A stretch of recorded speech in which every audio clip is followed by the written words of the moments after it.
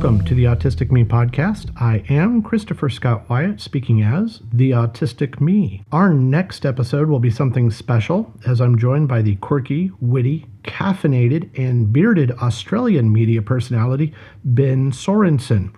Be sure to catch that episode and follow Ben Sorensen at Ben Sorensen1 on Twitter, Instagram, and Facebook. That's BenSorensen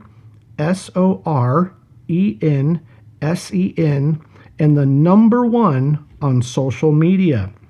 Ben Sorensen will be our first guest this season. I appreciate blog and podcast topic suggestions via Facebook and Twitter. Just look for me at Autistic Me and follow along. Once again, our topic comes from a Facebook follower. The question was, if I experience anxiety in general beyond social situations, and has that anxiety changed over time? Anxiety. I am anxious most of the time I'm awake. I might be anxious even in my sleep. I'm definitely anxious before falling asleep. I worry constantly. Even when I'm enjoying myself, I'm worrying. Blogging causes me stress. I don't post enough. I worry my posts aren't good enough. The podcast added more doubts about the autistic me. The podcast requires more time and more energy when I'm already doing too much most weeks. People tell me they enjoy my speaking appearances, but I'm anxious before speaking.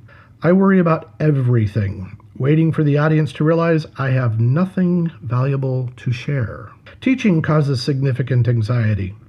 Every aspect of teaching causes stress. The course design, the lectures, the discussions, the grading. I hate grading. I experience horrible test anxiety. Not just test anxiety, but homework anxiety and class anxiety. I'm nervous when I'm a student, to the point of feeling sick many days. What will I do wrong? What will I say that offends the teacher or classmates? Will I experience sensory overload? Homework and tests are just failures waiting to happen.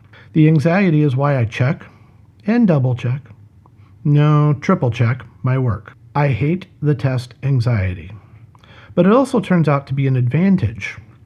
I've passed a long list of technology certifications and teaching subject exam clearances.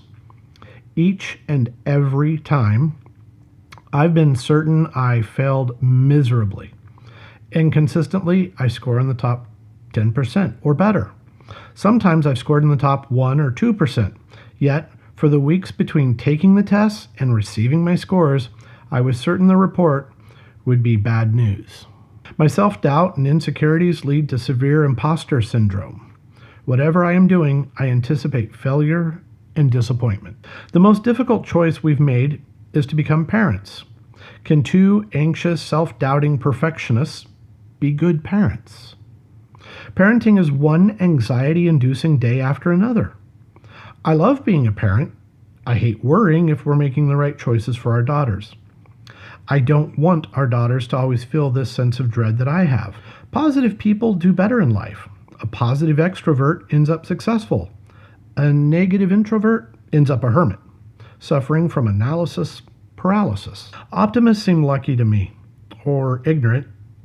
I envy them, but I don't understand optimism. How can anyone assume things will work out okay?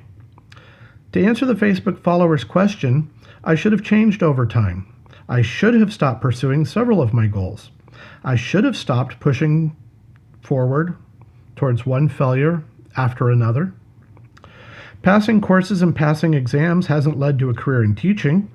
Passing technical certifications hasn't led to a career in industry. I cobbled together temporary and short-term jobs, along with efforts at self-employment. The strange thing is, I don't give up. I'm cautious and anxious, but I push myself to keep trying what seems impossible, or at best, improbable. Career failures, business failures, personal failures. Giving up would have been reasonable, especially for someone who experiences nonstop anxiety. As a child, as a teenager, and as an adult, I have walked away when I needed to, just to remain sane. I had to walk away from teachers and bosses who were toxic.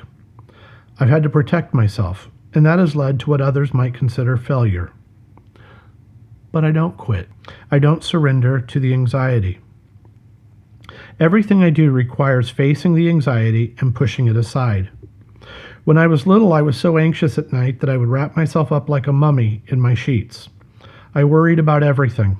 I worried about going to sleep, and I worried about waking up. Waiting to fall asleep, I'd run through all the bad things that might happen tomorrow, or the next day, or the next. Sometimes the anxiety fades for a few weeks, but it returns. I struggle to sleep. Is it insomnia? I don't know. Every minute I don't sleep is another minute of anxiety.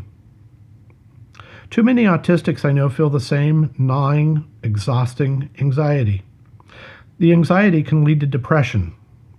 Too often it does. Friends have fought depression, and I know it is darker and scarier than my anxiety.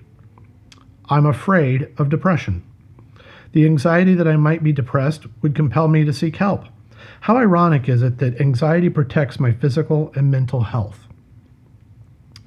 Yes, thanks to anxiety, I'm a hypochondriac. The fear of not living as long as I can, the fear of not waking up, leads me to exercise. Anxiety is why I have my annual physical.